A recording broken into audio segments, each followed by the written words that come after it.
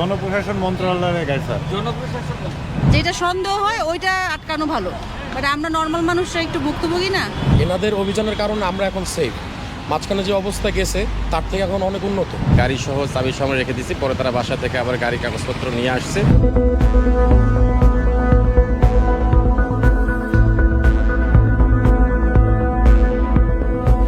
দর্শক এই মুহূর্তে দেখতে পেলেন একটি প্রাইভেট কার চেক করা হলো যে তার কাগজ এমনকি প্রাইভেট কারে কোনো অবৈধ মালামাল এক স্থান থেকে অন্য স্থানে স্থানান্তর করা হচ্ছে কিনা। আপনি একটু নামেন।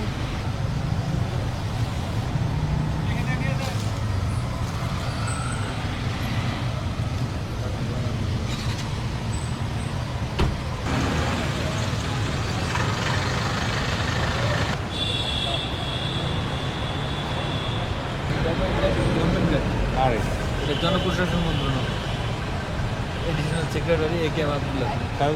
জনপ্রশাসন মন্ত্রণালয়ের গাড়ি স্যার। জনপ্রশাসন 28 সাল পর্যন্ত আমার লাইসেন্সের ডেট আছে, কিন্তু আমার এখন ডেলিভারি স্লিপ দেয়নি, কার্ড দেয়নি। অনলাইন কপি দেখেন। অনলাইন করে দেখালে মোবাইলে দেখতে হবে। আমার কাছে কোনো কাগজ নাই এই মুহূর্তে। হ্যাঁ আছে তো, আমার তো লাইসেন্স আছে, আমার পুরান লাইসেন্স আছে। হ্যাঁ, বের করেন।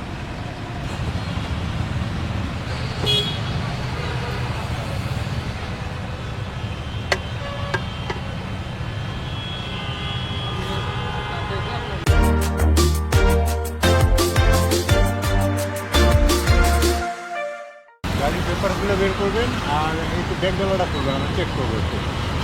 এই যে প্রতিদিন সেনাবাহিনীর অভিযান হচ্ছে, কেমন লাগে দেখতে? ভালো লাগতেছে যে বাংলাদেশে এত শৃঙ্খলা পরিস্থিতি হচ্ছে। এনাদের অভিযানের কারণে আমরা এখন সেফ। মাঝখানে যে অবস্থা গেছে তার থেকে এখন অনেক উন্নত। যেমন রাতে আমরা ইউজুয়ালি একটু বেরোতে মন চাই, এখন বেরোয় ইজিলি আমরা ঘুরতে পারতেছি, সব কিছু করতে পারছি জাস্ট বিকজ অফ দেম।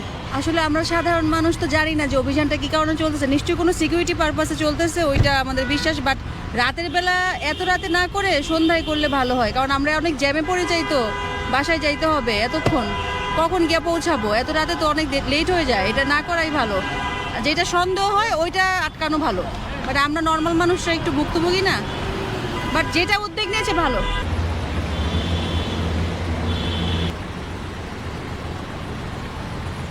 প্রতিদিনই অভিযান করা হচ্ছে। অভিযান করার মধ্যে আমাদের অধিকাংশদের এই যে গাড়ির কাগজপত্র না রাখা, ড্রাইভিং লাইসেন্স না রাখা, এরকম পরিবর্তন থাকে।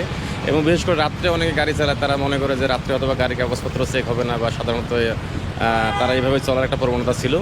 তবে এরকম আমরা গাড়ি কিছু পাইছি, তবে তাদেরকে আবার মানে গাড়ি সহ চাবি সহ রেখে দিয়েছি, পরে তারা বাসা থেকে আবার গাড়ি কাগজপত্র নিয়ে আসছে। অনাদায়ে যারা নিয়ে আসতে পারছে কাগজ বাট লাইসেন্স নাই, তারা লাইসেন্সের মামলা দিয়ে বলছি। এরকম আনুমানিক কতগুলো গাড়িকে মামলা প্রদান করা হয়েছে? এরকম আমার কাছে, আমাদের দুজনে এখানে অভিযান পরিচালনা করতেছি, আমার কাছে প্রায় 14 থেকে 15টা এরকম হবে আর কি।